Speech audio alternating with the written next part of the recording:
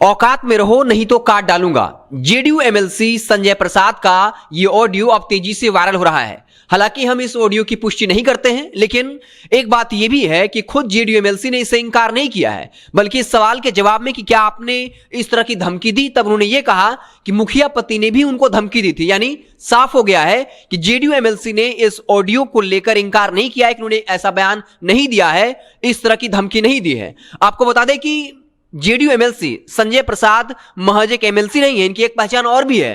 पहचान यह है कि जेडीयू के राष्ट्रीय अध्यक्ष ललन सिंह के काफी करीबी हैं, दुलरुआ हैं।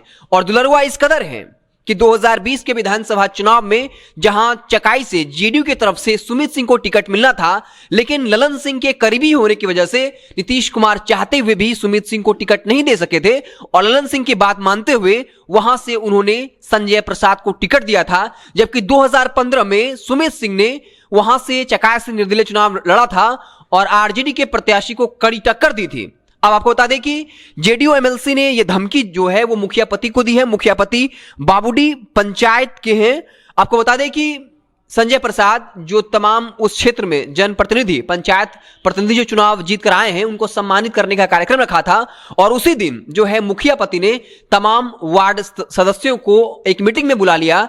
और इसी दरमियान जब मुखिया पति एक वार्ड सदस्य को कॉल कर बुला रहे थे, उस वक्त संजय प्रसाद ने कॉल हाथ में ले लिया फोन और कहा कि ज्यादा उड़ो मत, नहीं तो काट डालेंगे, तुम्हें कोई नहीं बचा पाएगा। इसके अलावा घर पर आकर मारने की धमकी भी दी थी। इसके साथ ही मुखिया पति ने अपने जान जाने की चिंता जाहिर की और कहा है कि उनकी हत्या करवाई जा सकती है और लगातार सत्ता पक्ष पर यह सवाल उठते रहे हैं। आपको याद होगा पूर्व जिला पार्षद वर्तमान जिला पार्षद पति रिंटू सिंह हत्याकांड, जहां 3 नवंबर को उनके ऊपर गोलियां चली थी और उसके बाद थाने में एफआईआर की थी, लेकिन उस पर कोई कार्रवाई नहीं हुई और ठीक उसके 9वें दिन बाद जो है दिन दहाड़े गोलियों से रिंटू सिंह को मार दिया गया। और इसमें मंत्री लेसी सिंह का नाम सामने आया। उनके भतीजे पर आरोप लगा कि उसने जो है रिंटू सिंह की हत्या करा दी थी। आपको बता दें कि थाने में एफआईआर कराने के बाद भी ये धमकी लगातार मिल रहा था, उसके बाद भी कोई कार्रवाई नहीं हुई। और उसी तरीके से अब एक बार फिर से जेडीयू एमएलसी संजय सिंह ने एक मुखिया पति को फोन पे धमकी दी है कि औकात में रहो नहीं तो काट डालूंगा, घर पर जाकर मारने की धमकी दी।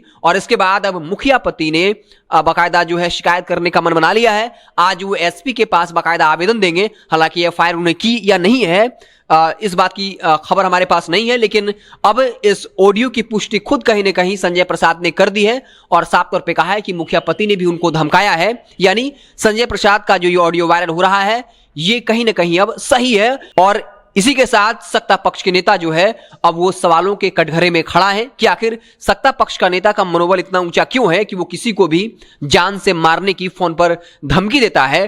क्या उन्हें सीएम नीतीश से डर नहीं है, जिनके पास खुद गृह मंत्रालय भी है? लगातार ये दावा किया जाता है कि बिहार में शासन की सरकार है, तो क्या जेडीयू एमएलसी पर कोई अनुशासनात्मक कार्रवाई होगी? क्या जेडीयू के राष्ट्रीय अध्यक्ष ललन सिंह जो शासन होने का दावा करते हैं और कहते हैं कि जंगल राज खत्म हो चुका है, तो क्या वो अपने इस दुलरुआ एमएलसी पर कोई कार्रवाई करेंगे?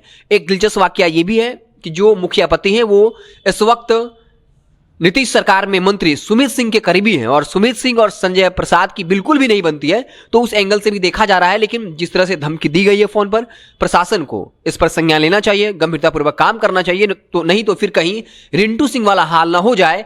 जब उन्होंने बाकायदा 9 दिन पहले ही थाने में एफआईआर की थी और कहा था कि उनकी जान जा सकती है, लेकिन प्रशासन इसे सीरियसली नहीं लेता है और फिर 9वें दिन जो है रिंटू सिंह को गोलियों से भून दिया जाता है। अब देखना दिलचस्प होगा कि सरकार इस पर क्या कुछ कार्रवाई करती है, प्रशासन क्या अटेम्प्ट लेती है। हमारी नजरें बनी रहेंगी। आप देखते रहें जनता जंक्शन। बहुत बहुत धन्यवाद।